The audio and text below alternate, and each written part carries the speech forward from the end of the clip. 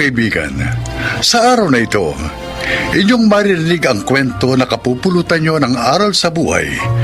Ito ang kasaysayan ni Castiel.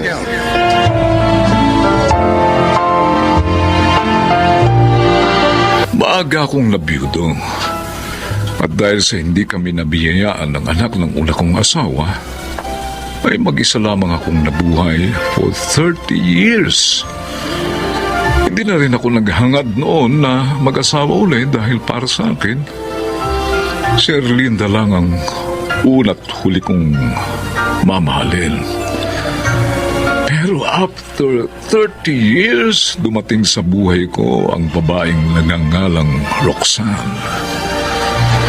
At siya ang muling nagbigay ng kulay sa aking buhay. Oh, Roxanne! Ay, sir, kayo po pala. Break time nyo na, di ba? O, ba't nagtatrabaho ka pa? Kasi po, sir, minabadali na po ito ni Sir Jonas. Kailangan na raw po itong matapos.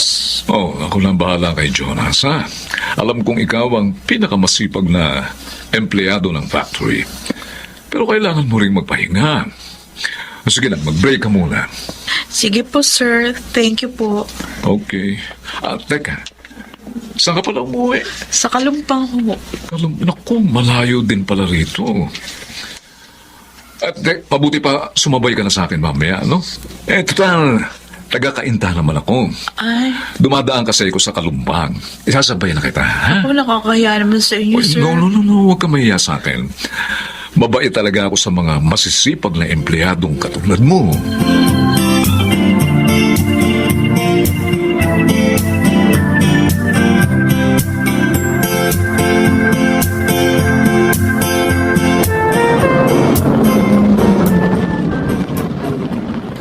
Roxanne! Ayos, Sir Castel. Oh, tayo na. Sakay ka na. Ihatid na kita sa inyo. Sige po, sir. Okay. O, ituro mo na lang sa akin yung direction papunta sa inyo, Okay ha? po, sige po. Okay. Ayan. Ay, may asawa ka na ba? Meron na po, sir. Pero hindi po kami kasal. Ha? Meron po kami isang anak. Ilang taon na ba kayo nagsasama? 2 months pa lang po kami nagsasama. Okay. Anyway, birthday mo pala nung isang linggo. Naku, pasensya ka na kung hindi kita nabati, ha? So, belated happy birthday. Thank you po. Teka, ha? Eto, ayan. Tanggapin mo yan. Ano po ito, sir? Regalo ko sa birthday mo. Talaga po? Buksan mo na. Ay, okay. Oh, sir. Bagong model yan ng smartphone. Opo. Nagustuhan mo ba? Opo, sir. Pero nakakaya naman po sa inyo. No. Actually, kulang pa yan sa kasipagang ipinakita mo sa trabaho mo. Ganun po ba? Thank you po. Alam mo, Roxanne, makita lang kitang masaya. Masaya na rin ako.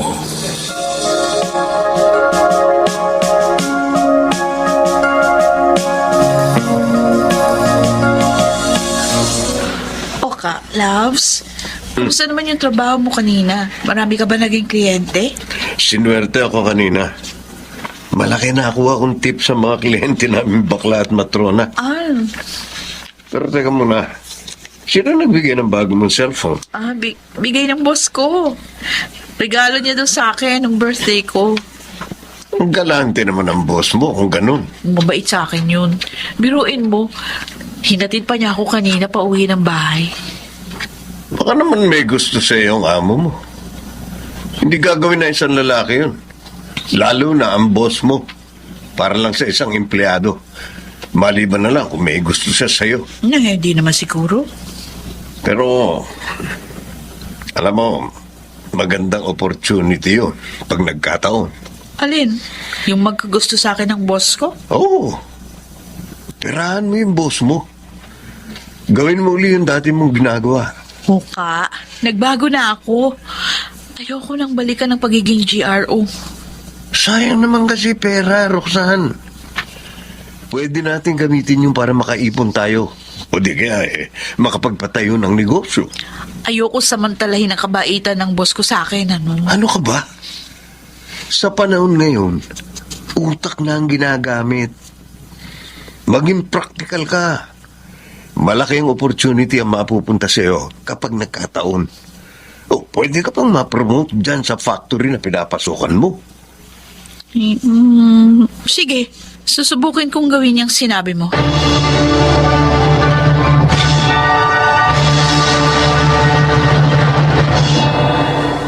Napapansin ko, Castiel. Special ang treatment po kay Roxanne. Ha? Naku, ewan ko ba, Jonas? Pero alam mo, iba ang nararamdaman ko kapag kasama ko siya. Yung bang bumibilis ang tibok ng puso ko. Ba? Pagkatapos, hindi nakukumpleto ang araw ko kapag hindi ko siya nakikita at nakakasama. O kumpirmado. In love ka nga sa kanya.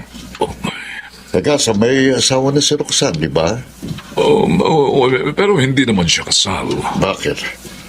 Balak mo bang agawin siya sa asawa niya? No, hindi naman. Pero, posibleng maging kami, di ba? Yung nga lang, kung papatol siya sa akin. Naku, matanda na ako, Bakit Jonas. naman hindi?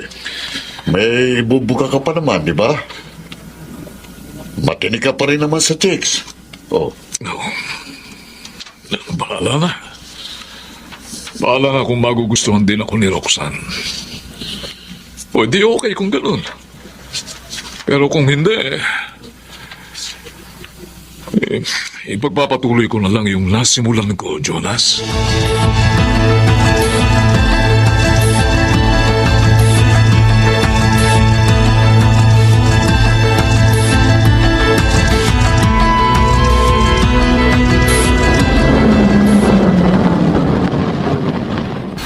Okay, andito na tayo, Roxanne. Thank you po, Sir Castiel. Sige, bababa na ako. Wait. Sandali lang, Roxanne. Bakit po? Ano ba ang nararamdaman mo kapag kasama mo ko? Okay naman. Masaya. Ang bait-bait niyo sa akin kasi. Kasi, alam mo, paano i-special ka sa akin? Ho? Ano ang ibig niyo sabihin? Parang nagkakagusto na ako sa'yo. Ho? Ang totoo, mahal na yata kita. Sir. I'm sorry, Roxanne. Kung na-upset ka sa sinabi ko, Hindi po. Ayos lang po. hindi ko lang kasi mapigilan ang nararamdaman ko para sa'yo. Nakakaya. Kalimutan mo na yung sinabi ko. Wala naman pong masama kung magsabi kayo ng totoo yung nararamdaman. Hindi ka ba nagagalit o nandidiri sa sinabi ko? Bakit naman ako magdidiri sa inyo? Ang gwapo-gwapo niyo. Mabait. Napakasipag. Sana nga, kayo na lang naging asawa ko eh. Roxanne? Sige na, sir. Lalabas na ako. Sige. Good night. Roxanne, si Dion may sakit. May pera ka ba, Oka? Dali na natin sa doktor ang bata. Wala akong pera. Ha? Ilang araw din akong tumigil sa pagkukulboy. Ikaw ba? Wala na akong pera. Binayad ko na lahat sa utang eh. Ano ba? Ano gagawin natin? Umutang ka na lang sa boss mo. Ano? Total, sabi mo, mabait naman siya. Sigurado, pahihiramin ka nun. Ay naku, nahiya ako. Pero, sige, susubukan ko. Basta para kay Dion, kakapalan ko ng mukha ko kay Sir Castiel.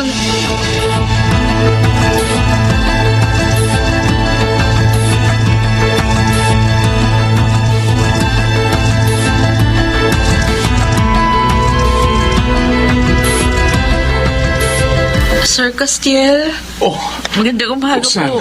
Halika. Pasok nga. Thank Oh, you. maupo ka. Thank you po. Sir, pasensya na kung naistorbo ko kayo. Wala yun, Roxanne. Kaya po ako pumunta dito para po humingi sana ng tulong sa inyo. Kasi yung anak ko po nasa ospital. Ganun ba? Opo. Okay, sige, tutulungan kita. O, magkano ba ang kailangan mo? O mga 10,000 sana. Sorry sir, kayo lang po talaga yung alam kong Oh, malalapitan. naunawaan kita. Wala yun, Roxanne. Wait, ha? Excuse me. Oh, 14. Oh, ito. Ayan. 15,000 yan. oh, salamat po sir. Huwag ko kayo mag-alala. Makakabayad din ako sa inyo. Ha? Kung gusto nyo, ibawas nyo na lang po sa sweldo Oh, ko. no. Hindi. Huwag mo nang bayaran yan. Tulong ko na yan sa'yo. Ay, sir. Oh, sige na. Pumunta ka na sa ospital kung pupunta ka, ha? Umabsent ka muna para maalagaan mo naman ang anak mo. Ako na ang bahalang magsabi kay Jonas at sa supervisor mo, ha? Oh, sir. Maraming salamat po.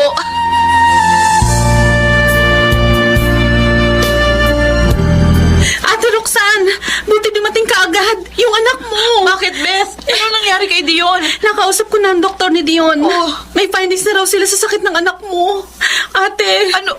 may cancer si Dion.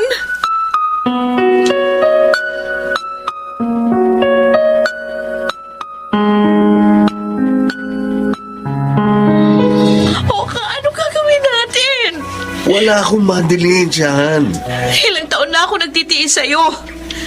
Ilang taon na tayong ganito. Walang asenso. Simula nung magsama tayo, hindi guminhawa ang buhay ko. O ka nakakasawa na. Pagod na ako sa pagtitiis ko sa buhay natin. Mabuti pa nga si Sir Castiel.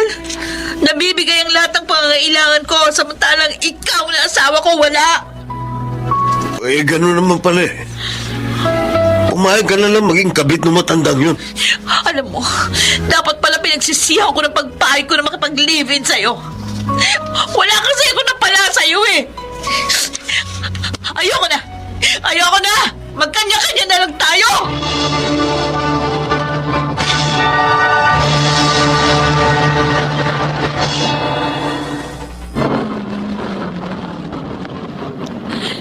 Narito na tayo. Roxanne, alam kong pakiramdam ng isang magulang. Lakasan mo lang ang loob mo. Hindi pababayaan ng Diyos ang anak mo. Salamat, Sir Castiel. Dahil sa iyo, kaya lumalakas ang loob ko. Tandaan mo sana, lagi lang akong naririto sa tabi mo para tulungan ka. Espesyal ka para sa akin. Talaga po. Mahal niyo pa rin ako. Oo, Roxanne. Ikaw, posible bang matutuhan mo rin akong mahalin? Kahit na matanda na ako. Sir, Alam ko ang hirap na dinaranas mo sa piling ng asawa mong irresponsable. Hindi ako ganon. Alam kong hiwalay na rin kayo. Alam mo bang nagkaroon ako ng pag-asa? Kaya sinasabi ko sa iyo ngayon, mahalin mo lang ako. Ibibigay ko ang lahat ng gusto at pangangailangan ninyo ng iyong anak. Gagawin kong maligaya ang buhay niyo.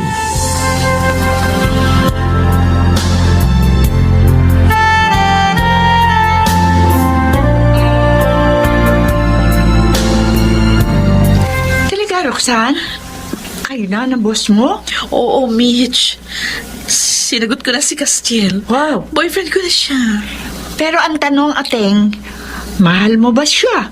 Oo, nung una, aaminin ko, wala akong nararamdaman na special para sa kanya. Sinagot ko lang siya para matulungan niya ako sa pagpapagamot kay Dion. Ganon?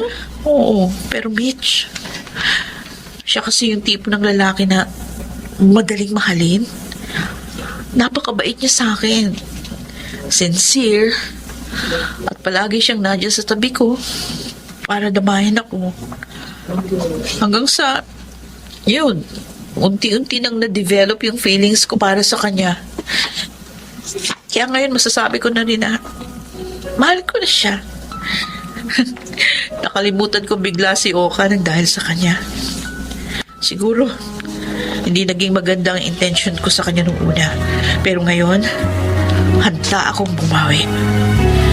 Patutunayan ko kay Castiel na tama lang ang naging desisyon niyang mahalin ako.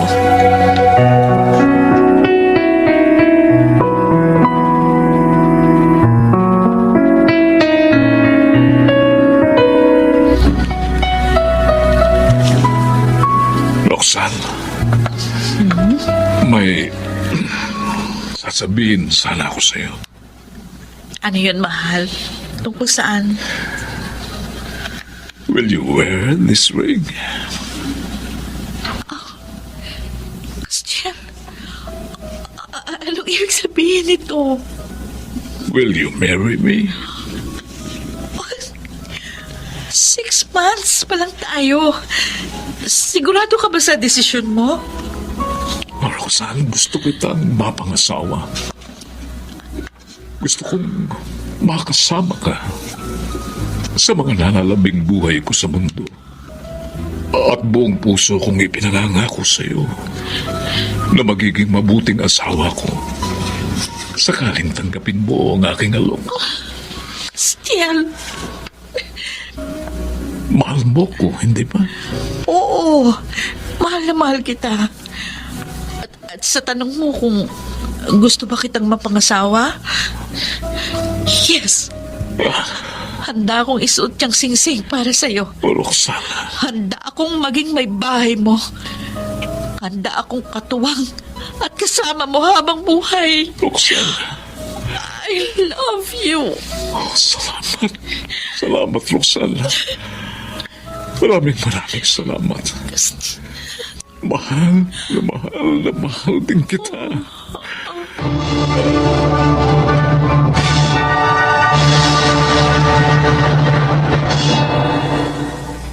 Hindi man naging maganda nung unang intensyon sa akin ni Roxanne, pero sa bandang huli, nagbago siya at bumawi sa akin sa pamamagitan ng pagmamahal ng tapat. Sa ngayon ay kasal na kami at masaya ako dahil buong puso niyang ginagampanan ang kanyang tungkulin bilang aking may bahay. Ako naman, ginagawa ko rin naman ang lahat para maging masaya siya sa aking piling. Ako si Castiel at ito ang aking buhay. Totoong walang pinipiling edad ang pag-ibig. At masaya tayong marinig na masaya na sila Castiel at Roxanne sa kanilang pagsasama sa kabila ng mga pagsubok na dumating sa kanilang buhay. At kahit na maraming kilay ang napapataas sa mga ganitong klase ng relasyon, ay hindi nagpapatinag ang dalawa. Dahil sa pag-ibig, hindi mo na kailangang intindihin ang iniisip ng iba. Dahil ang mahalaga, mahal ninyo ang isa't isa. Mga nagsiganap, Rosana Villegas, Yunel Benamin, Jenaline de la Cruz, Phil Cruz, Susan Robles, at June Martin Legaspi sa papel ng Castiel. Naglapat ng angkop na tunog Jerry Mutia, sa musika Boboy Salonga, superbisyong teknikal Bong Buyar at Eric Lucero, creative consultant Phil Cruz, production assistant Anching Cruz. Ito'y mula sa panulat ni Krishna Senga. Sa direksyon, Salvador M. Royales. Ito ang aking buhay.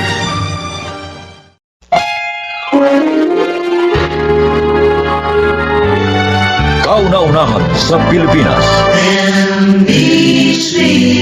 Manila Broadcasting Company.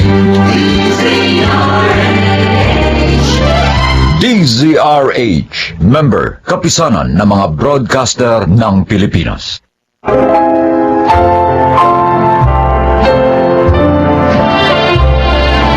Mga kaibigan, narito ang isang kasaysayan na kapupulutan nyo ng aral sa buhay.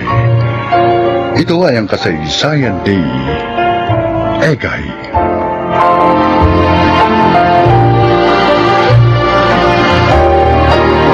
May minahal akong babae, si Abby. Ipinigay ko sa kanyang lahat. Ginawa ko siyang mundo ko. Ngunit hindi yung naging sapat para manatili siya sa akin. The next thing I knew, ikakasal na siya sa ibang lalaki.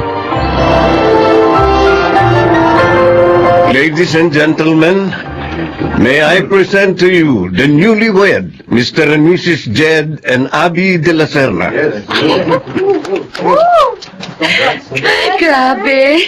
Officially Mrs. De La Serna ng kapatid ko.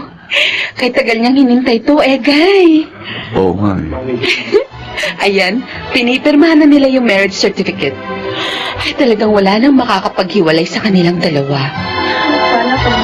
Hey, Egay, smile ka naman dyan. Huwag kang malungkot. Sa bagay, naiintindihan kita. Alam ko mahal mo pa rin si Abby hanggang ngayon. Ikaw naman talaga ang una niyang minahal eh. O hindi lang dumating si Jed, malamang ikaw ang nasa harapan ng altar kasama niya. Pero, ganun talaga ang buhay. Move on ka na lang. Masaya na si Abby sa piling ni Jed. Kaya dapat, maging masaya na rin tayo para sa kanya. Masaya naman ako para sa kanya, Crystal. Oh? Sabi ko nga sa kanya, bago siya ikasal, suportado ko siya sa anumang desisyong gagawin niya. Tama yan. Huwag ka mag-alala. Mahahanap mo rin yung totoo mong kaligayahan.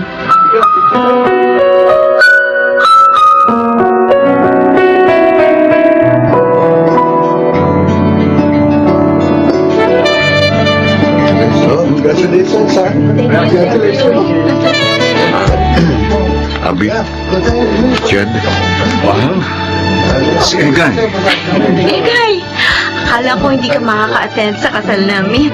pwede ba naman hindi? Kaibigan kita. Ayoko mawala sa espesyal na araw mo. Salamat. Oh. Okay ka lang ba, Egay? Ha?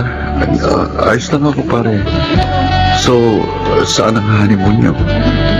Sa Europe, inibuti namin ang ilang bansa tulad ng Austria, Hungary, Bulgaria, saka Greece. Wow, iba na talagang mayaman. Gusto ko lang naman kasing bigyan ng memorable honeymoon ng asawa ko. Kaya pinaghandaan ko talaga ito. Excited na ako, Jed.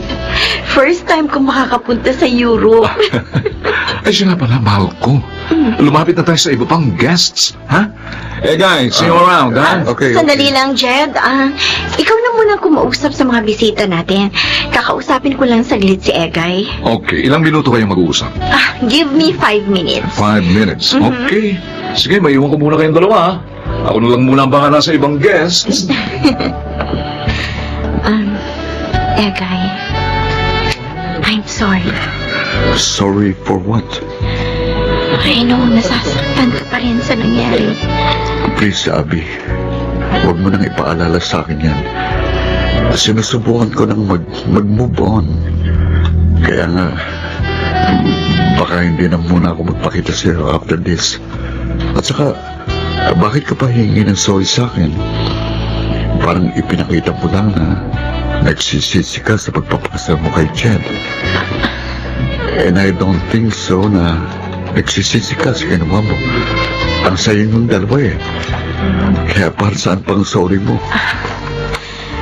I just want to make sure na okay ka na. No, I'm not okay. But I'm going there. Anyway, thanks for the wedding invitation. At umattend ako ng kasal niyo. To show na handa ko nang tanggapin yung nangyari. Your presence is highly appreciated. Salamat na marami, Egay.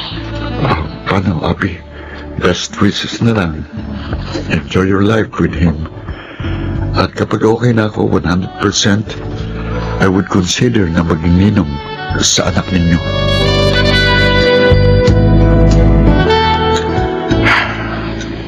Sure ka na ba talaga sa desisyon mo? Matagal ko na gustong bumalik sa Amerika para makasama ko ulit ang mga parents ko. At saka, para tuluyan na rin akong makamove on sa nangyari sa akin. Alam mo, Egay, maganda yung desisyon mo. Sana bumalik na ulit sa dating buhay mo. Salamat, Crystal, sa palaging pagtulong mo sa akin. Dahil sa'yo kaya medyo bumaba ang emotional stress ko dahil sa nangyari sa amin ng kapatid mo. Ano ka ba? Wala yun. Masaya ako't nakatulong ako sa'yo. At saka, ginagawa ko to para parang paghingi na rin ng tawad sa ginawa sa'yo ni Abby. Alam ko naman na minahal mo siya. Si Abby lang tong walang satisfaction. Hindi ko na sinisisi si Abby sa nangyari sa relasyon namin. Siguro, this is God's will. At saka, hindi talaga siguro kami magkapalad. Kaya ganun ang nangyari sa amin. Pero kasal ng kapatid mo at masaya na siya sa buhay niya. Kaya wala nang rason para hindi ko siya i-let go sa puso ko.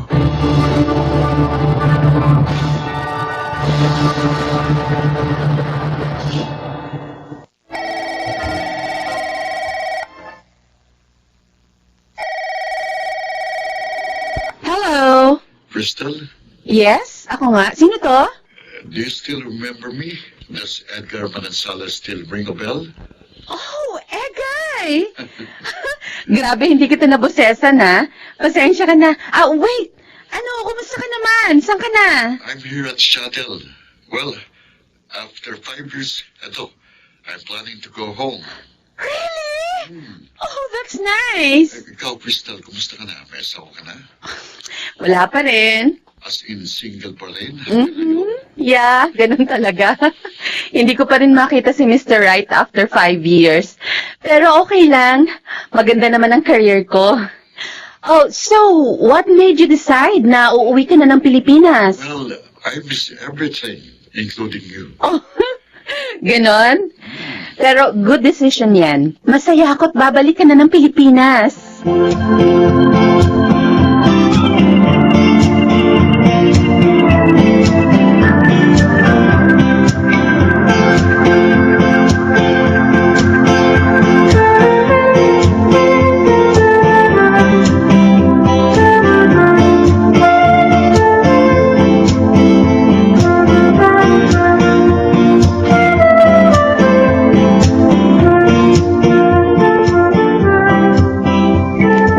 Abby, Oh, Ekay!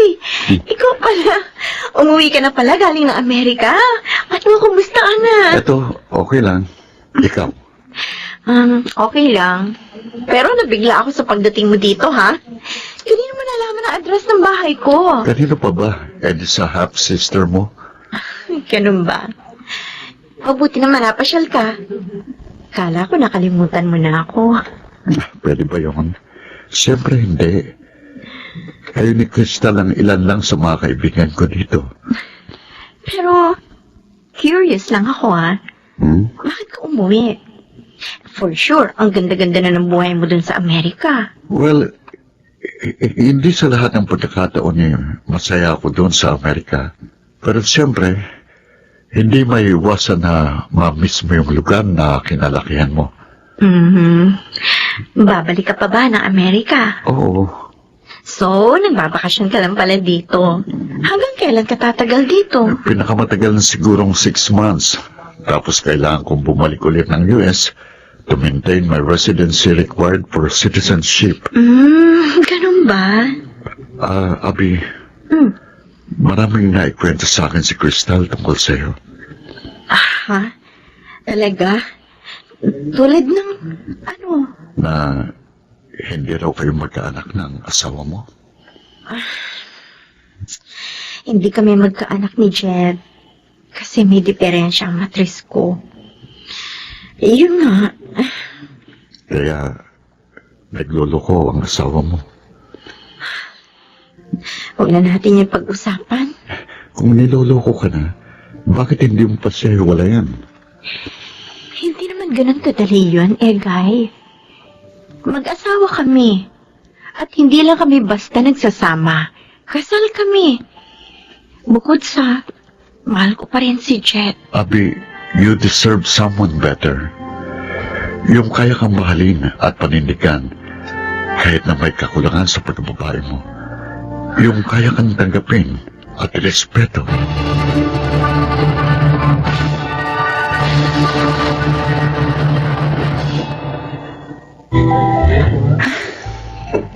This is the happiest day of my life, Egay. Thank you for loving me. Ako ang dapat magpasalamat sa iyo, Crystal. Kasi finally, sinagot mo na ako. Well, naisip ko, bakit ko pa patatagalin? Kitang-kita ko naman na mahal mo talaga ako. At saka, mabuti na rin yung sinagot na kita. At least, akin ka na. Hindi ka na maaagaw pa sa akin ng iba. I promise, hindi mo pagsisisihan na naging boyfriend mo ko. Crystal! Egay! Abby! Come, join us! Ano palang ginagawa mo dito? Ay, may imimit lang akong client dito sa resto. Mm. Okay na ni Egay, anong balita sa inyong dalawa? Well, magandang balita. Boyfriend ko na si Egay. Ha? Excuse me. Mag-CCR lang ako. Are you okay, Abby? Medyo sumama lang ang pakiramdam ko.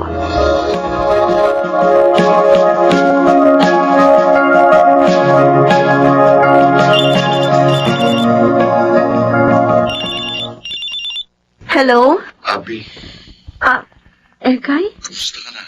Okay na bang pakiramdam mo? Oo. Mabuti na ang lagay ko. Pero, nalulungkot ako kasi mag-isa ako dito sa bahay. Ganun ba? Hintayin mo ko. Pupuntahan kita dyan. Hindi, wag na. May istorbo ka lang. At saka baka may bonding moments kayo ng girlfriend mo. Nandito na ako sa bahay. Day off ko kasi ngayon sa work. Si Krista naman, mamaya pang uwi nun. Ano? Pupuntahan kita dyan, ha? Hintayin mo ko.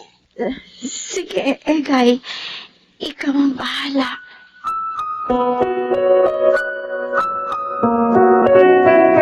Oh, kumain ka lang ng kumain dyan. Magpakabusog ka. Salamat, Egay. Talagang inasikaso mo pa ako ngayong araw. Sa bagay, palagi mo naman ginagawa ito sa akin. Basta't matiyak ko lang na maayos na ang ligay mo. Okay na ako, kapante na ako. Pero Abi, imbis na magmukmukha dito sa bahay, bakit hindi mo libangin ulit ang sarili mo? Lumapas ka. Kung gusto mo, maghanap ka ulit ng trabaho para ma-divert yung atensyon mo sa mas mahalagang bagay. Kaysa naman sa panayang asa mong babalik si Jed sa'yo. Hindi na babalik si Jed. Hindi, Egay. Kahit pagbali-balik ka rin man ang mundo, asawa ko pa rin siya. At nararamdaman ko, babalik pa rin siya sa akin. Bakit ba sobrang mong mahal na mahal yang si Jed? Hindi ka na nga niya mahal, hindi ba? Hindi na nga asawang turing niya sa'yo eh. Tapos, eto ka pa rin. Abi, gumising ka sa kaibangan mo sa lalaking nun. Makinig ka sa akin. Hindi ka pinanganak para magdusa lang habang buhay. Kaya please, pakiusap. Hanggat hindi pa huling lahat. Hanggat nasa katinuan pa ang pag-iisip mo, kalimutan mo siya. Matuto kang i-let go ang mga bagay na matagal nang nawala sa'yo. Mabuti ka pa. Na-let go mo na yung mga bagay na nawala sa'yo noon. Hindi ko dapat sinabi sa yung huling sentence na sinabi ko kanina. Dahil kasi sa totoo lang, hindi ko pa na-let go ang nakaraan ko. Anong ibig mo sabihin? May feelings pa rin ako para sa'yo. Kung hindi mo lang sana ako ipinagpalit kay Jed, hindi sana masaya ka na sa buhay mo ngayon. Abi, Kung naging asawa mo lang ako, hindi ko gagawin yung ginawa sa'yo ni Ched. Dahil ikaw lang ang mamahalin ko habang nabubuhay Egay, ako. please, tama na. Huwag mo nang sabihin yan sa akin. Alam mo namang imposible nang maging tayo. May asawa na ako. Ikaw, girlfriend mo na ang kapatid ko. Mas deserving sa pagmamahal mo si Crystal kaysa sa akin. Abi, Masaya na ako sa setup nating dalawa. Hanggang dito na lang yon. Huwag na tayong gumawa pa ng panibagong problema. Abi! Guy! Oy, pumasok na kayo sa loob. Magsisimula ng party. tara na, Abi. Pumasok na tayo sa loob. Mamaya na lang ako papasok. O sige. Mamaya na lang din ako. Magyoyosi muna ako.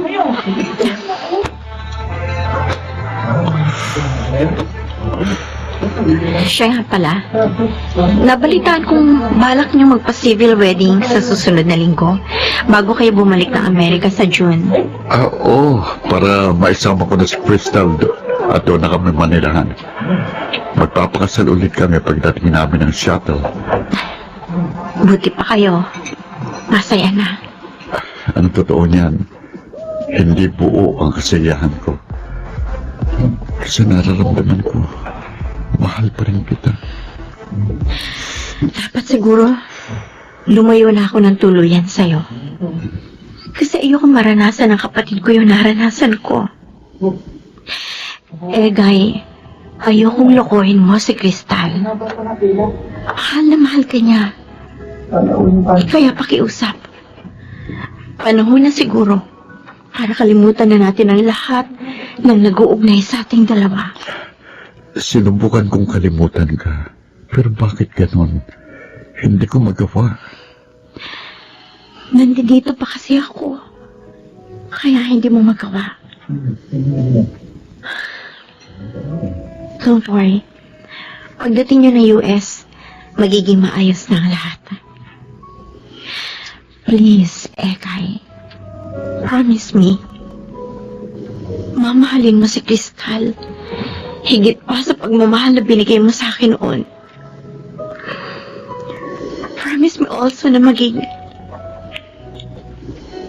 kailanman hindi mo siya lulukohin at sasaktan. Please, Egay. Promise me. Sige. Ipinapangako ko sa'yo. Gagawin kong lahat ng mga hiling mo. Salamat. Ipagdarasal ko na sana maging masaya ang pamilyang mabubuo ninyo.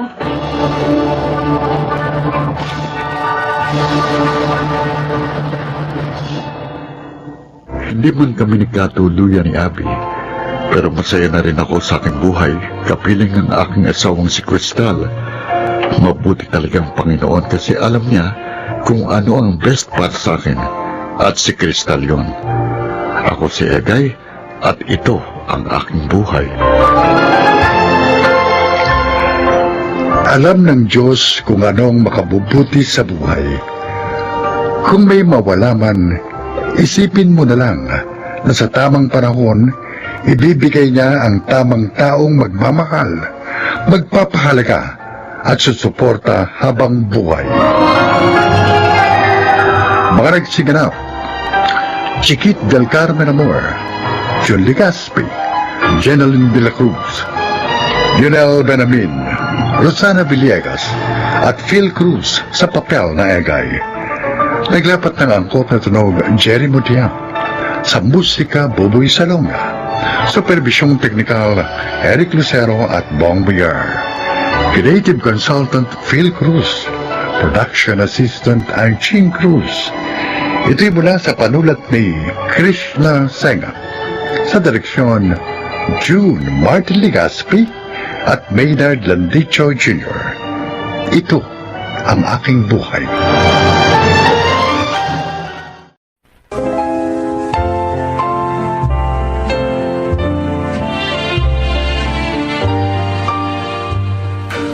Mga kaibigan, sa araw na ito, inyong maririnig ang kwento ng buhay ng isang lalaki na kapupulutan nyo ng aral sa buhay.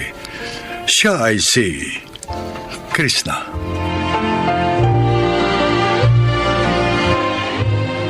Simple lang akong mangarap.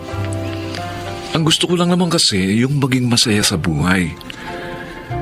Hindi man ako maging mayaman, pero yung bang nakakakain ako 3 beses sa isang araw. Nabibili ko mga pangangailangan at gusto ko. Pero higit sa lahat, gusto kong maging successful sa aking tinahak na karir. Ang pagiging isang manunulat.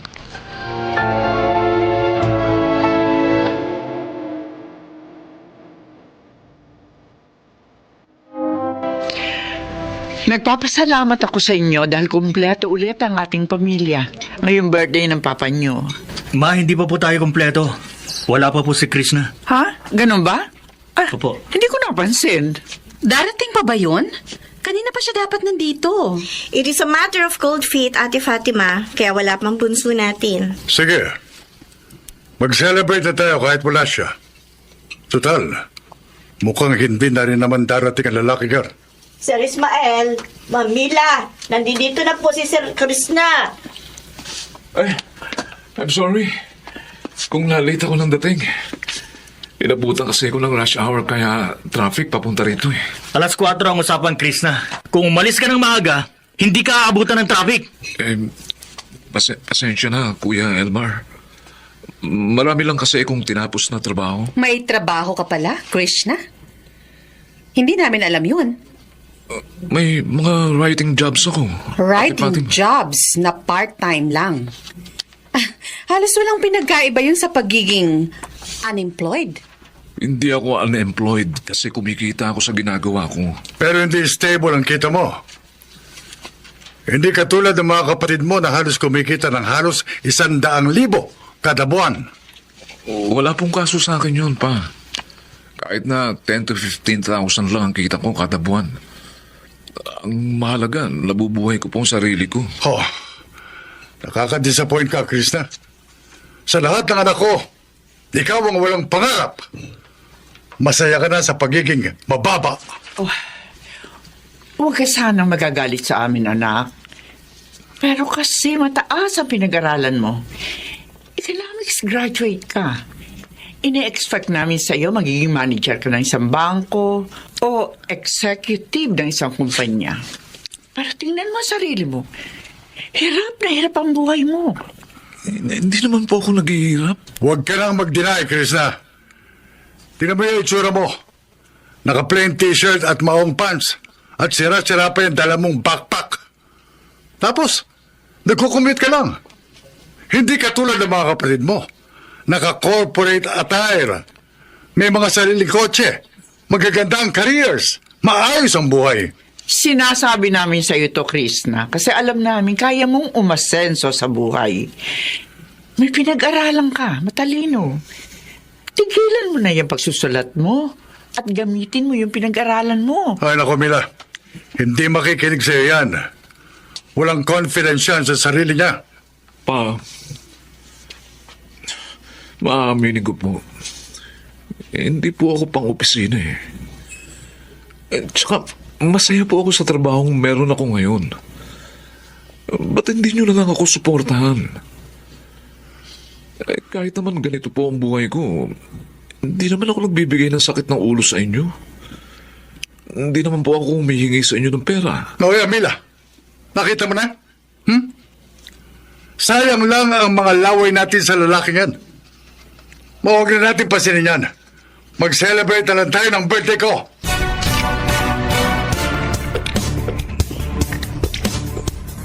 Krishna? Oh, bakit hindi mo pa ibigay kay Papa yung dala mong regalo?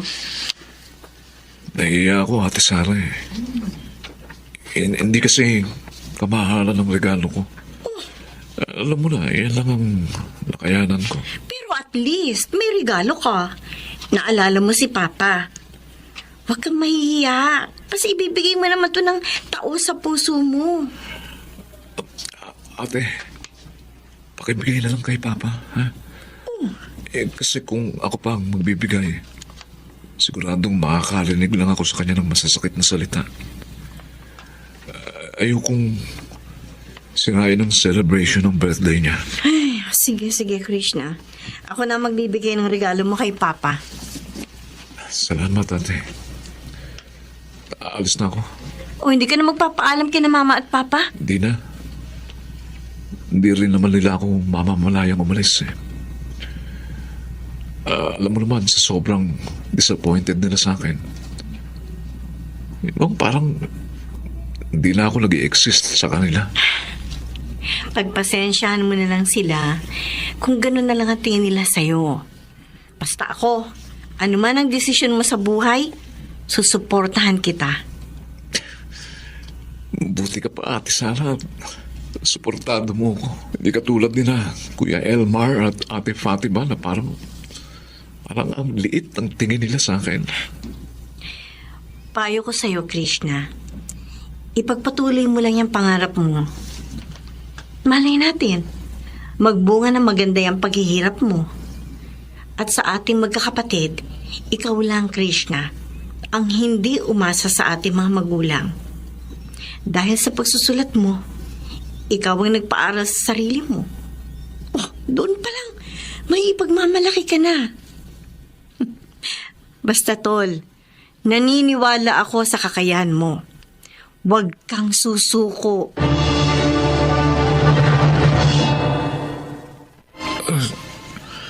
Sama ng pakiramdam ko. Sandali. Bakit parang hirap akong magsasalita? Pagkabangon nga. Ano ba itong nangyayari sa akin? Hirap akong tumayo at hindi ko rin maigalaw ang kanang braso ko. Ayun na salamin. Kailangan kong makita kung ano nangyayari sa akin.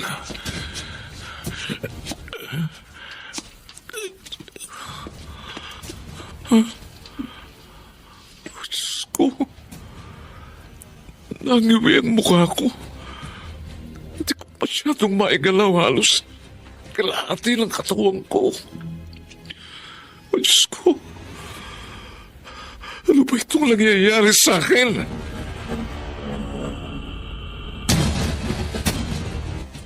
Sarah, wala ka bang balita kay Krishna?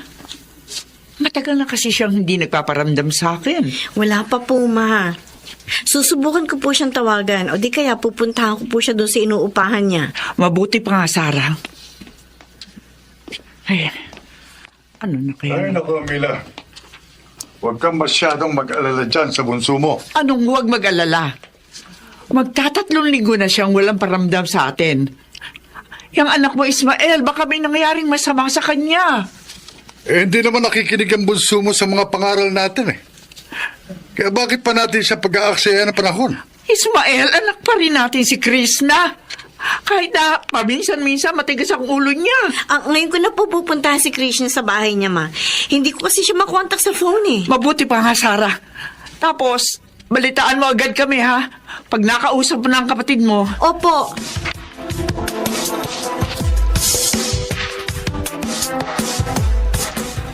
Krishna, ano nangyari sa'yo? Bakit nagkaganyan na itsura mo?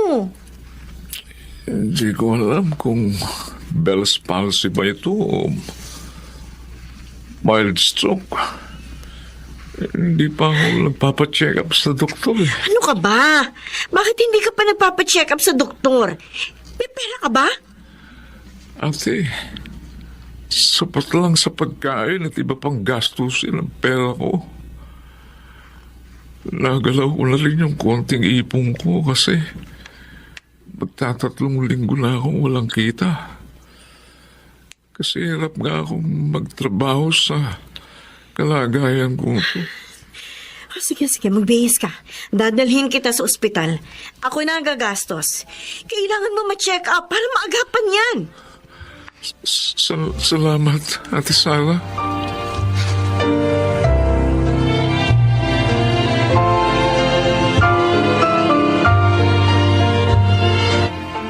Krishna, anak.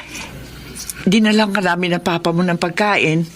Kami na rin ang bumili ng mga iinumin mong gamot. Salamat po, Ma. Pa.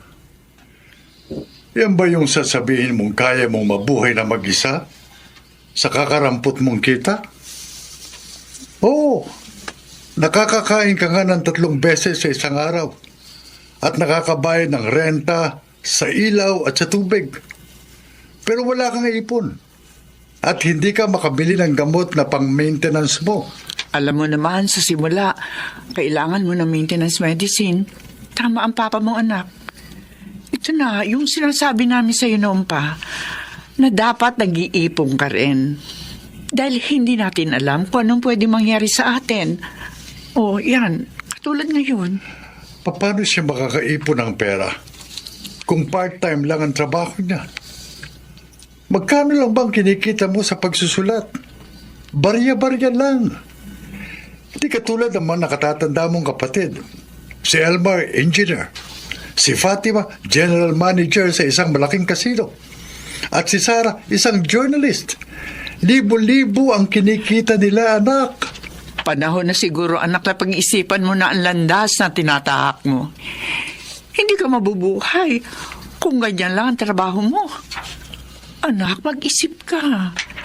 Gamitin mo yung mga natutunan mo sa eskwelahan. Ito po ang gusto kong buhay.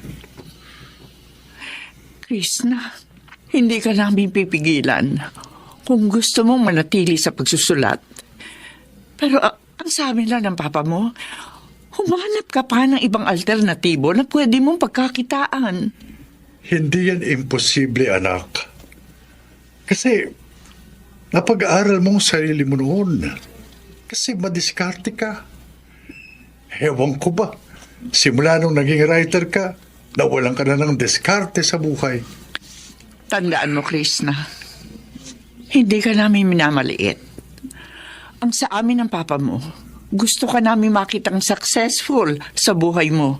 At kung kailangan mo ng tulong, huwag kang mahihiyang lumapit sa amin. Anak, hindi masamang humingi ng tulong kung hindi mo na talaga kaya. Opo, Pa. Pag-isipan mo ang mga sinabi namin sa iyo, anak.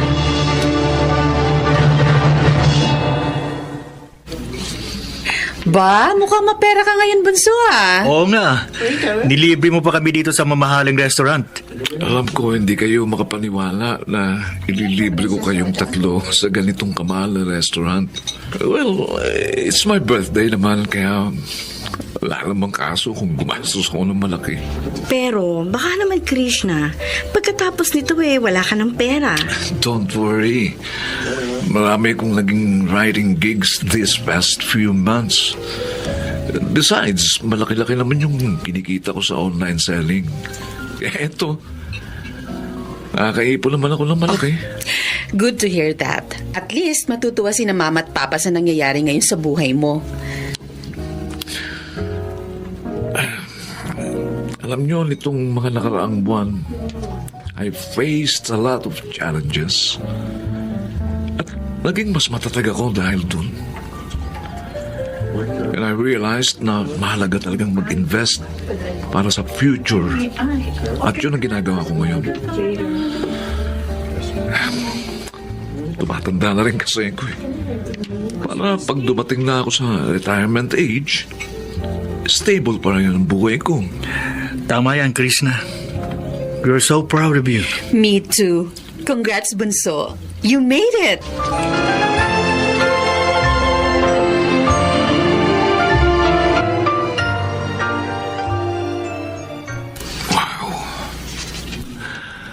Masaya ako habang tinitingnan ko itong passbook ko. For the last 5 months, nakaipon ako ng almost 300,000 pesos. Thank you, Lord. Pero hindi ako titigil. Kailangan ko pang mapalago ang perang ito. Panahon na para gamitin ang mga napag-aralan ko. I will use my money sa pag-invest sa foreign exchange trading. Alam ko, malaking kikitain ko ron.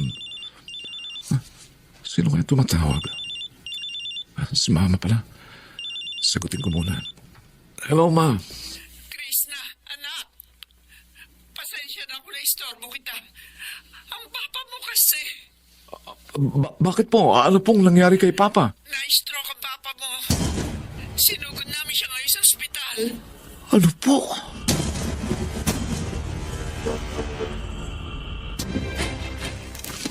Ismael, nandito ang bunso mo.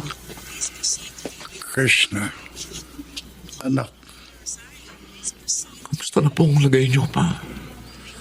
Sobra po ninyo akong pinag-alala. at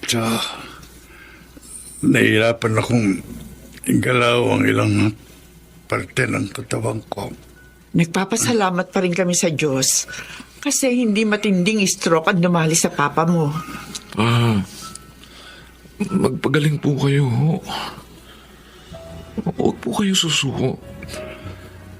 Patutulong po ako sa pagpapagamot ni Papa. Huwag na, anak. May pensyon naman ang papa mo. I insist, Ma. Ilaan nyo na lang po sa ibang bagay yung pensyon ni Papa. Gusto ko pong makatulong sa inyo. Pero anak, baka mahirapan ka. Don't worry. Kaya ko po. Malaki naman po naipon ko, kaya makatutulong po ako sa mga gastusin nyo, lalo na sa mga gamot. Salamat, anak. Alam mo, Krishna, nagpapasalamat din kami ng papa mo kasi nagkakaroon na ng direksyon ng buhay mo. Dahil po yun sa mga aral na ibinigay nyo sa akin. Mga ginagamit ko po yun ngayon para umasenso ang buhay ko. Pasensya ka na, Krishna, anak. Kung minsan, namamaliit kita. Pa, wala na po sa akin yun. Dahil po doon, kaya binalik ko po yung tiwala at diskarte sa sarili ko. Basta, anak, palagi mong tatandaan, proud kami sa iyo. Nagsimula ako sa mababa. Pero ngayon, unti-unti na akong umaangat sa buhay. Samantala, hindi ako umalis sa pagsusulat. Dahil mahal ko talaga ito eh. Pero hinati ko na ang oras ko. Bukod sa pagsusulat, naging business-minded din ako. Yes, itinuloy ko ang pagpasok sa investing of foreign exchange trading. Nagsama-sama din kaming magkakapatid para itayo ang aming grocery business.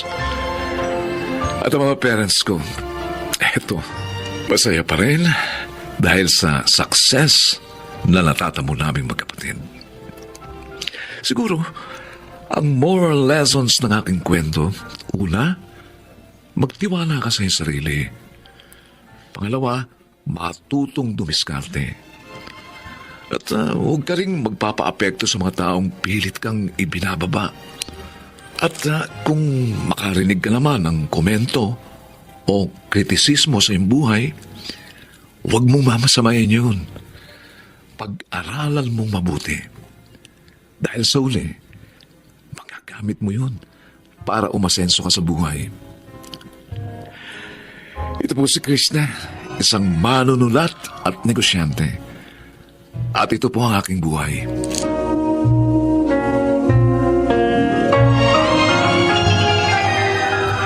Barag Siganap, June Martin Legaspi, Susan Robles, Bobby Cruz, Bernard Landicho Jr., Jenaline de la Cruz at Chiquit del Carmen Amor. Naglapat ng angkop na tunog Jerry Muntia sa musika ni Buboy Salonga. Creative Consultant Phil Cruz. Production Assistant Anching Cruz. Ito'y mula sa panulat ni Krishna Senga. Sa direksyon Salvador M. Royales. Ito ang aking buhay.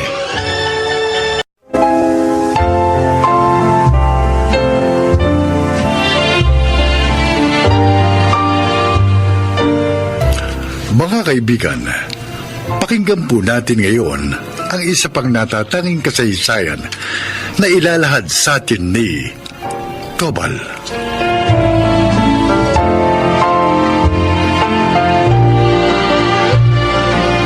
Isang beses lang akong umibig sa isang babae at yun ay si Stella. Unang kita ko pa lang sa kanya, agad nang tumibok ang aking puso at sinabi ko sa aking sarili na siya na ang the one. Hindi nagtagal, naging kami ni Stella. Pero maraming pagsubok ang dumating sa aming relasyon. Isa na rito ang pagtutol ng kanyang mga magulang at ito ang aking buhay.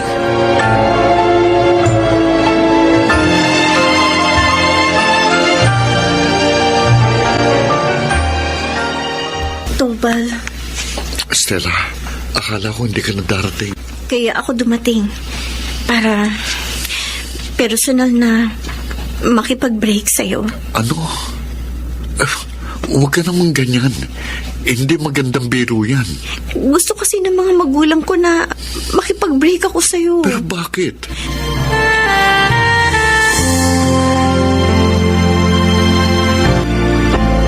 Stella, Tobal, anong ginagawa mo dito sa Mandawi? gusto lang kitang kumustahin.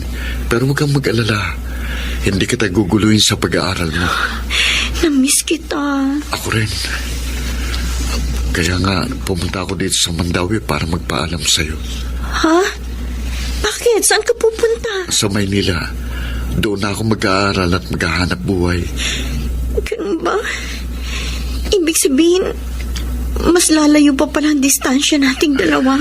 Pero bago sana ako umalis, may gusto kong itanong sa'yo. Ano yun? Tinatanggap mo ba ako bilang asawa mo? Oo naman. Pero teka, pakakasalan mo ba ako? Oo. Gusto ko sana bago tayo magkalayo, magpakasal muna tayo sa West. Sige na, Stella. Para kahit na magkalayo tayo, wala nang makapaghiwalay sa atin. Sige. Sige. Pumapayag ako makasal sa'yo. Salamat. Salamat. Basta pangako ko sa'yo. Babalikan din kagad kita oras na makatapos na ako ng aking pag-aaral. At ipinangangako ko, magiging mabuting asawa din ako sa'yo.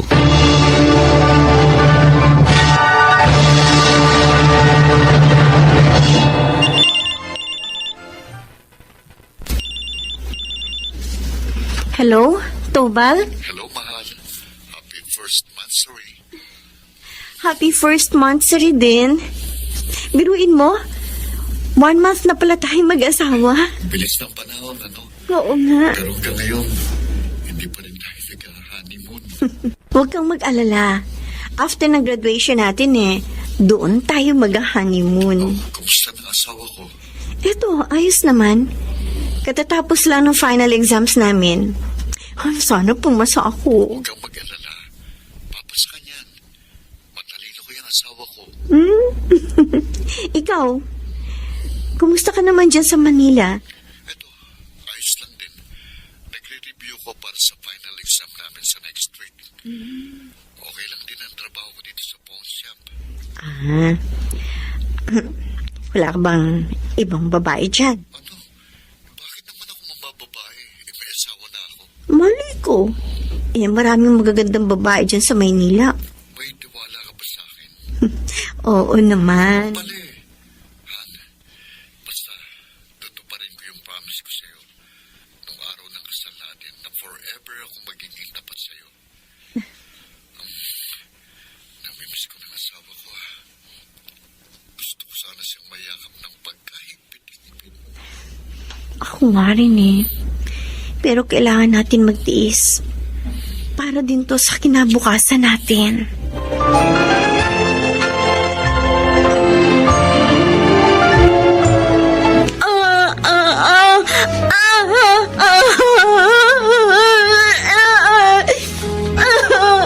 Ay, Ate Stella, huwag mong pilitin magsalita kung hindi mo kaya. Nakausap na ni Mama at Papa yung mga doktor. Sabi nila, Naapektuhan daw yung speech ability mo. Hindi ka na raw makakapagsalita.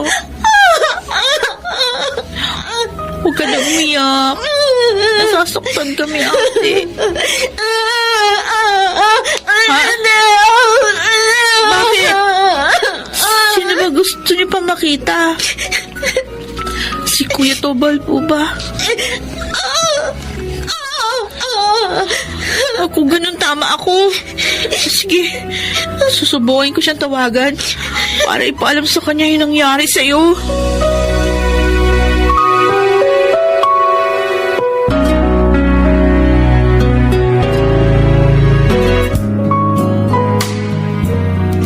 Stella, anak. Tara, maghapunan na tayo. Anak, bakit? Teka, brown envelope? Bakit? Oo, sige. Bubuksan ko. Stella, ano ito? Marriage contract niyo na ito, ba?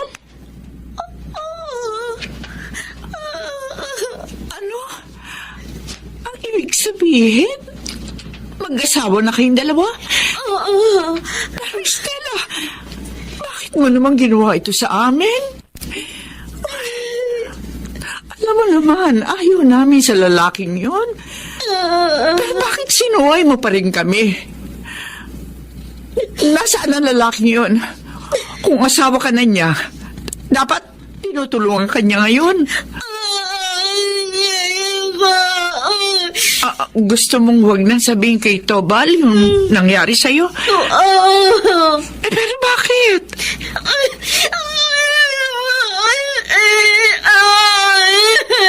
Ayaw mong sabihin sa kanya ang totoo. Kasi natatakot ka na baka iwanan ka niya dahil sa nangyari sa'yo.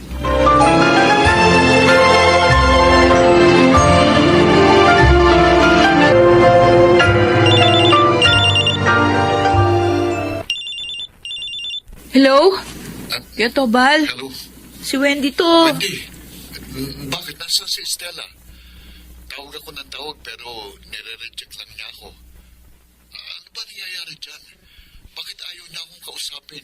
May problema si Ate Stella.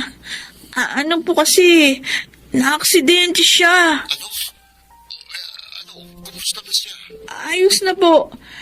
Pero kuya, kasi dahil dun sa nangyaring aksidente sa kanya, hindi maigalaw ni ate yung kalahati niyang katawan.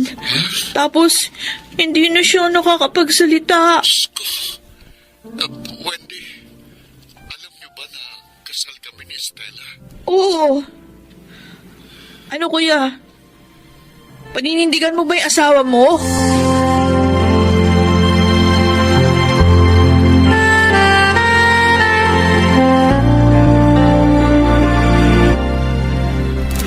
Stella, anak, meron kang bisita.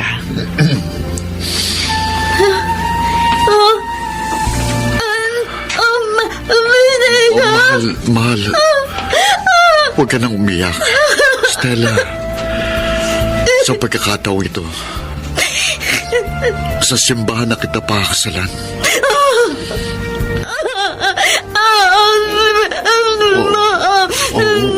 Walang nagbago sa pagmamahal ko sa'yo. Tanggap kita kahit ano pang itsura mo. Kahit ano pang kapansanan mo ngayon. Nandito ko para tulungan ka. Para alagaan ka. Para paglingkuran ka.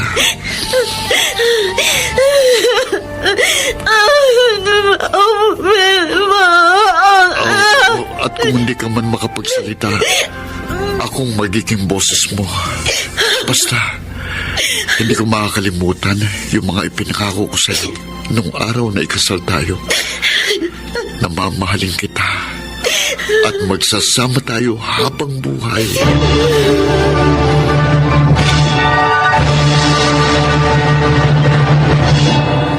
Ang pag-ibig ay parang ginto. Kapag totoo, hindi kumukupas. Ganon ang pagmamahal ko sa aking asawang si Stella. Lumipas ang 10 taon masaya pa rin kami sa buhay at buo kong ipinagmamalaki na pinagsisilbihan ko ang aking asawa ng buong tapat. Samantala, pagtitinda ng barbecue sa tapat ng aming bahay ang pinagkukunan namin ng kabuhayan sa ngayon. At salamat sa Diyos, nakakaraos kami sa araw-araw. Hindi ko kailangan ng maranyang buhay dahil para sa akin, ang makasama ko ang aking asawa sa araw-araw ay sapat na para sa akin. Ito po si Tobal, mapagmahal na asawa, at ito ang aking buhay. Mga nagsiganap, Chiquit del Carmen Amor, Lionel Benamin, Susan Robles, Angelo Alcantara, Rosana Villegas, at Chiquit del Carmen Amor sa papel na Stella. Naglapat ng angkop na tunog, Jenny Mutia, sa musika ni Buboy Salonga. Supervisyong teknikal, Eric Lucero at Bong Muyar. Creative Consultant, Phil Cruz. Katulong sa produksyon, Anching Cruz. Sumulat ng ating kasaysayan, Krishna Senga. Sa direksyon, Salvador M. Royales. Ito ang aking buhay.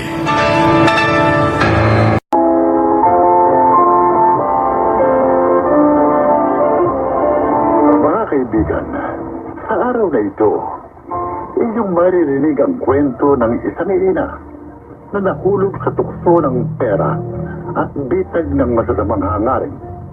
Siya ay si Erlinda.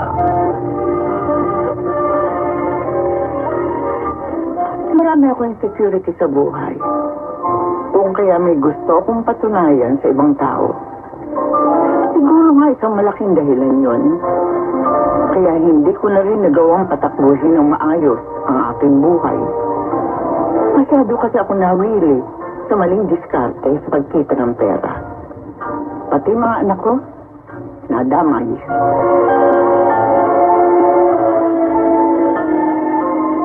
Nay, bakit kailangan isang latirahan niyo na naman yung isang kwartong paupan sa kabilang bahay? Halos nakasala na po lahat ng mga kwarto doon ah. Bibili nga kasi tayo ng 2 aircon. Tigisa tayo. Ay, hindi ko na kayang init ang panahon. Parang mamamatay ako araw-araw. Paano po pagtubo sa mga yun? Ang malaki pang problema, kapag nalaman yan ni Tito Ador, nakakahiya naman sa kanila ni Tita Nora. Pinamahala lang sa inyo yung paupahan nila. Yung nabuso niyo naman. Hindi ko pinoproblema pagtubo sa mga yon. Lalo at dating ng dating ang pera sa mga palad ko. Kaya bago malaman ng Tito Ador mo na nakasanla yung mga paupahan niya, Richard, natubos ko na lahat ng mga yon. Hindi, kung tutuusin, pwede naman po tayo mamuhay ng simple. Pagkakasya na po natin na kinikita ko bilang receiving clerk sa supermarket. Ako, Jamie, tigilan mo na nga ako sa kakakontra sa mga diskarte ko. O ba ako pinakikialaman? Pareho kayo ni Kuya Justin. Puro pa na lamang sa kapwa ang alam. Pati tuloy ako. Hindi na ako makatingin ng diretsyo sa mga tao na kakasalubong ko sa labas. Bagot! What? Kayo pala mga magandang araw po. Mas magandang araw ko kapag nagpakita sa akin si Justin. Hindi tumutupad sa pinangako niyang pagbabayad ng utang yung live-in partner mo. Sa maniwala po kayo sa hindi. Halos hindi po umuwi sa tinutuluyan namin si Justin. Hindi ko nga po alam kung saan nagpupunta yung tao yun. Isa lang ang masasabi ko ha. Kapag hindi pa siya nakipag-usap tungkol sa atraso na sa akin, pasasabugin ko ang buo niya. Isang bala lang ang katapat niya. Buti naman, sumipot ka rito, Justin. Ang daming naniningil sa'yo rito. Halos buong barangay, nautangan mo na yata. Pati ako, ginugulo eh. Ay, relakan ka mo sila. Patataan ba't mababayaran ko rin sila? Lalo na't may ibababa na namang cash assistant sa barangay. Oh? Uy, oh. Sali mo ko riyan, ha? Lista mo pangalan ko. Oo naman, Nay. Ano na lang ang silbi ko bilang barangay treasurer? Kung hindi ko kayo ilinista ni na Margot, Pati na rin si Jamie. Abay, dapat lang sa dami ng utang mo sa akin, dapat lang ako makinabang sa mga kinukurat mo sa barangay. Don't worry, Nay. Hanggat nakapwesto ako sa barangay, mananagana ka sa akin. Pero wag mo nang uulitin na nagpapunta ka na ibang tao sa barangay para kunin yung ayuda ko. Dahil kapag ginawa mo ulit yun, hindi ka na makatutuntong sa bahay na ito. Kumusta, Margot? Nakakuha ka na ba ng mga daming na ililista kong beneficiary sa darating na bagong cash assistant? Oo. Ito nga, kinukumpleto ko nga yung mga address na gagamitin nila rito. Mga taga-ibang barangay kasi sila, kaya kailangan address ng mga taga-rito yung gagamitin nila. Sige. Hihintayin ko nung makumpleto mo yung mga listahan na yan. Para matrabaho na namin agad yan ni Justin. Oo. Basta liwanagin mo rin sa mga tao na yan, ha?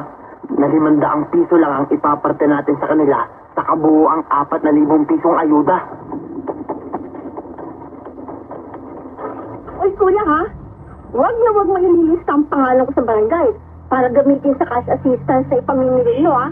Oh, anong problema dun? Kahit hindi ka naman sumipot doon, pwede ko naman kunin yung pera dahil kapatid kita. Madidiskarte ko isang nagbibigay ng pera.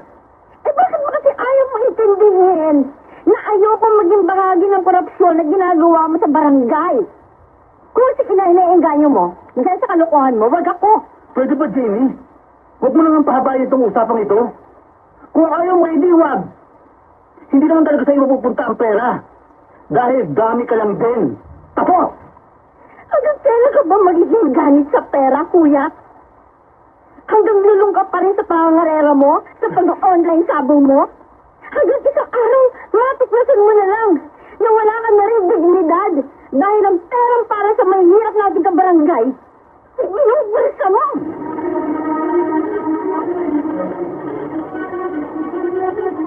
Mukhang marami kayong nakupit sa bagong dating na ayudang pera, Ronnie. Nilagay, ganun lang nga po, Mang Anton. Paribasa may basbas ni Chairman yung pangungurap nyo. Si Justin, nasa ng hardware. Huwag kayong mag-alala, Mang Anton. Sa dami na nakurakot ni Justin sa cash assistance, hindi pa pwedeng hindi na sumulpat sa karerahan nyo. Tiyak na pati na rin ang kamay nyo magsugal. Bayaran muna niya yung 50 mil na pinaki niya sa anak kong nagbabantay sa pakarera ko. Dahil sariling pera ko ang sinabolo ko ron. Sino kayo? Bakit nakamaskara kayo? Anong kailangan sa akin? Ipit-pitin lang namin yung mga kamay mo, Justin. Sumusobra na sa likod yung mga yan ha? Kaya mo, sama. Durugin na natin ang gustong kamay ng ungkot na ito. Hawagin ako ba?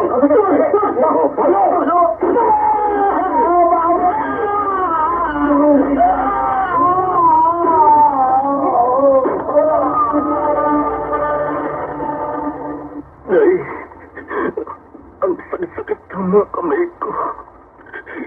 Hindi ko maigalaw. Anong maigagalaw mo yan halos dinurog ng mga tao umatake sa'yo yung kamay mo. Paglabas ko dito sa ospital, magbabayad sa akin kung sino ng mga hayop na yun. May isa ka pang mas malaking problema, Justin. Nagkakagulo sa barangay ngayon. Sumugo doon yung mga taong kinuha ni Margot sa dami para kumulekta ng ayuda. Hindi pa na ibinigay ni Margot yung usapan ni Manda kada taong kausap niya. Ano?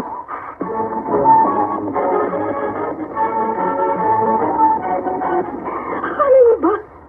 Hindi ako nasasaktan sa masamang salitang sinasabi ng mga kabarangay natin laban sa inyo dalawa ni Kuya at si Margot. Sana naman. Magbaga na kayo. Maraming paraan na marangal ng pagsita ng pera. Natatakot ako sa kahinat na ng buhay namin ngayon, Jamie. Lalo na't buntis pala ako. Nitong buwan ko lang na ito nakumpirma. Ayusin ang buhay niyo. Dahil magkakaanak na kayo. Ngayon, hindi na mga sarili ninyo responsibilidad ninyo. Sinampahan na pala kayo ng kaso sa pagnanakaw ng pera.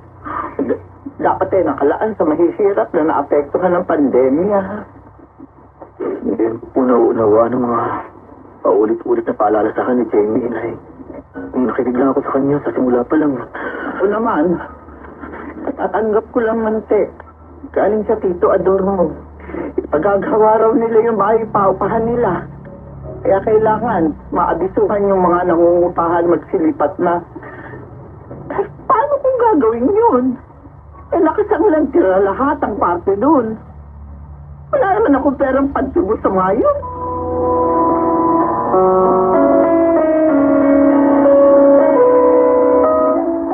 Jamie, 200,000 piso ang lahat ng ito. Pantubos po sa 4 na kwartong isinanglang tira ninyo sa paupahan ni Tito Ador, Inay. Hindi po ba? Oo, pero saan mo ginawa ito malaking halagang ito? Ipon ko po yan. Bawat bonus na nakukuha ko sa kumpanya, hindi ko po ginagastos. Itinatabi ko po sa bangko. At kada sahod, dinadagdagan ko rin po. Kaya lumaki ng ganyan. Anak, salamat. Maraming salamat. Napakabuti mo natin sa akin. Sa kabila ng mga pagkakamali ko. Sana naman po, nagkaroon na kayo ng leksyon sa mga malinay ng pagdedesisyon sa buhay, Nay. Mas masarap pong mamuhay ng marangal. Lalo na. At galing sa ating mga pagsisikap. Oo, anak. Mula ngayon, makukontento na ako sa mga bagay na mayroon ako. Lalo na, napakapalad ko sa pagkakaroon ng isang anak na katulad mo. Alam ko, isang mahabang proseso ang pagbabago. Pero pinagdadali yun ng mga taong gumagamay sa atin upang hindi na muli pa lumiko ng landas. Si Justin, si Margot at ako. Binigyan kami na nasa itaas ng San Jamie na mamahalin kami sa kabila ng aming mga kakulangan. Itutuwid kami sa kabila ng aming mga kamalian. Ako si Arlinda at ito ang aking buhay. Sa buhay, ang pagiging kontento ay kakambal ng kaligayahan. Kaakibat din ito ng tagumpay at isang buhay na may dangal. Ito ang aking buhay.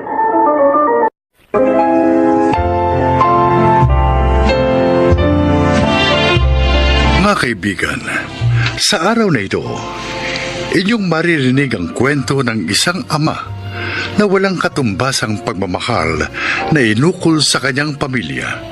Siya ay si Armando. Hindi ako nakatapos ng pag-aaral, pero sinikap kong mabigyan ng magandang pagtingin ang mga bagay-bagay, lalo na ang aking trabaho. Maintenance worker ako sa isang sangay ng gobyerno sa mahalagang lugar ng ating bansa na nangangailangan ng restoration. Mahal kong aking trabaho dahil ito ang pangunahing bumubuhay sa amin ng aking pamilya.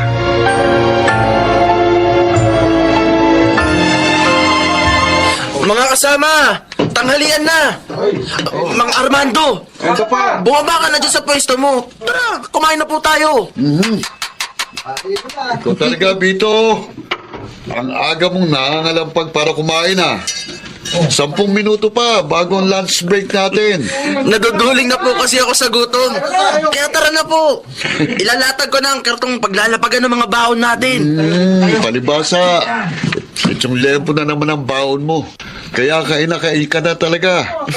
Huwag kang mag-alala. May dala akong manibalang na kamatis na masarap i-partner dyan. Yun no, malutong na kamatis na ginayat. Plus lechong liempo at kanin. Sarap! Kaya dalihan mo na, Mang Armando. Tunggots na po talaga ako. Oo, eto na nga, oh. Naguhugas na ako ng mga kamay sa gripo. Magdasal muna tayo ng pasalamat sa nasa itaas bago kumain, ha? Hindi yung basta sasaba ka na lang kagad ng suburian.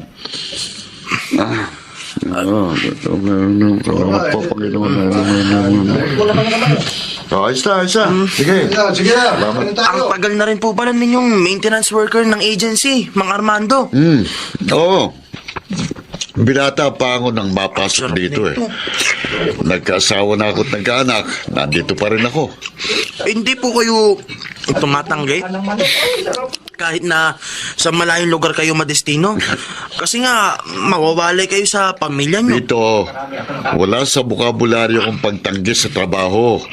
Kahit nasa dulo pa ng Pilipinas sa mga gusaling nangangailangan ng restorasyon, tatrabahuin ko. Ayokong palampasin ang pagkita ng pera para sa pamilya ko. Lalo na ngayon, pareho nang nasa kolehiyong mga anak ko.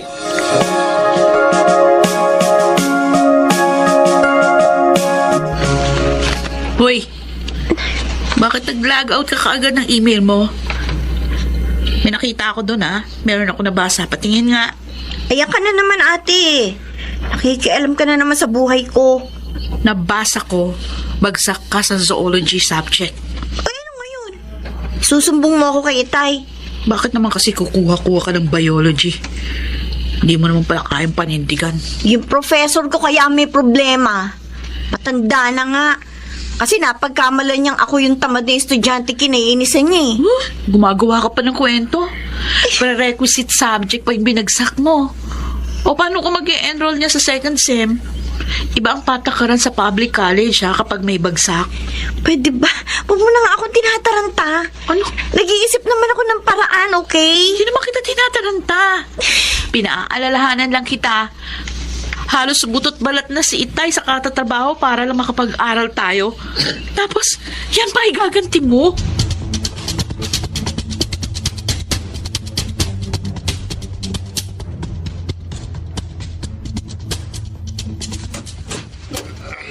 Armando?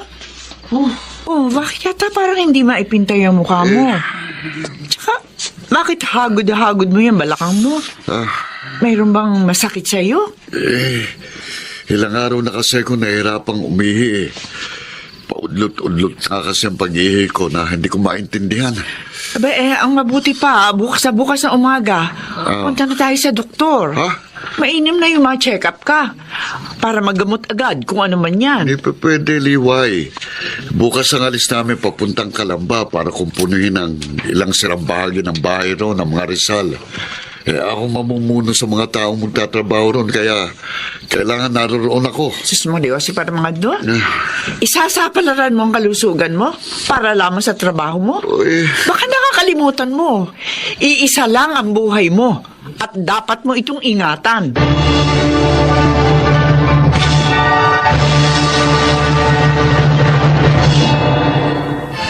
Mga sintomas ng prostate cancer ang mga nararamdaman mo. Pero mas makatitiyak tayo. Kailangan mo munang dumaan sa mga laboratory test. Ano pong mga laboratory test, Doktor? Isa sa mahalagang lab test, ang Total Prostate Specific Antigen o Total PSA test. Dito makikita kung kinakailangan mong i-biopsy para ma-determine kung malignant o benign ang cancer cells. Kung sa kaso ko po, sa tingin po ba ninyo, kailangan kong ma-biopsy, Doc? Well, depende sa resulta ng PSA test mo. Kung ang PSA level mo ay nasa 4 hanggang 10 nanograms per milliliter, abay, suspicious yun.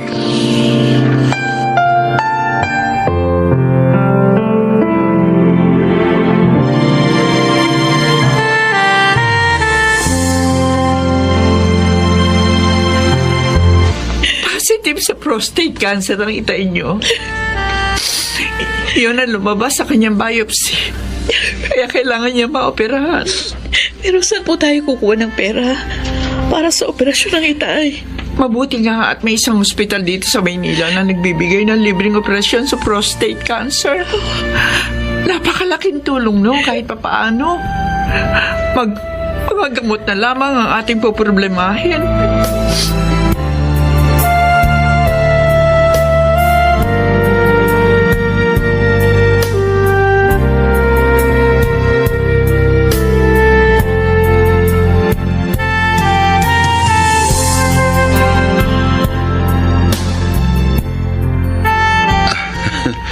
Siguradong gagaling na ako kagad. Kasi nga, dinalaw ako ng paborito kong anak. Huwag niyo nga ako nistirin dyan, Tay. Alam na alam ko naman po si Ate Amor ang paborito ninyong anak eh. Hindi. Ikaw ang paborito kong anak. Dahil ikaw palaging isinasama ko sa aking mga dalangin. Na sana, gabayan ka lagi ng nasa itaas sa tamang pagdedesisyon, lalo na sa pag-aaral mo. Tay naman eh. Kinukonsensya pa ako. Totoo yun. Ikaw palaging laman ng aking mga dasal, anak. Pwede naman po ninyo akong pagalitan. Ang gusto ko, ayusin mong pag-aaral mo sa pagkakataong ito, ha? Tandaan mo, ikaw ang gagawa ng sarili mong kapalaran. Opo, Tay. Pangako po. Mag-aaral na po akong mabuti sa susunod na semester. Pahalagahan ko na po ang pag-aaral ko.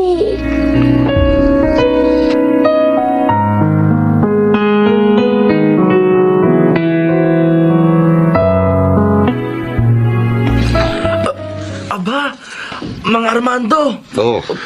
Kayo na po ba yan? Kayo na po ba ng katawan nyo at pumasok na kayo? Oo naman, Bito. Halos 1 buwan na ako nakapagpahinga. Saka kailangan ko makabawi sa mga araw na hindi ako nakapasok. Alam mo na, 2 pa yung pinag-aaral ko sa koleyo.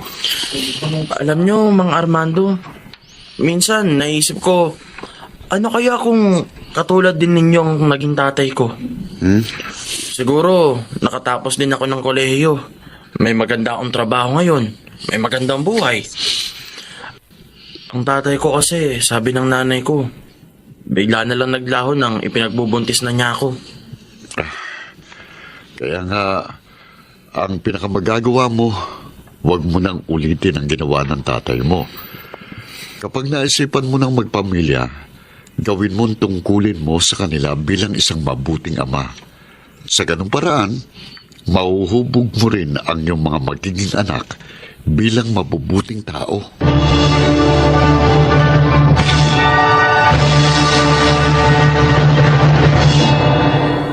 Ipinagmamalaki kong ang lakas ko bilang isang ama ay sa pamilya ko nagmumula.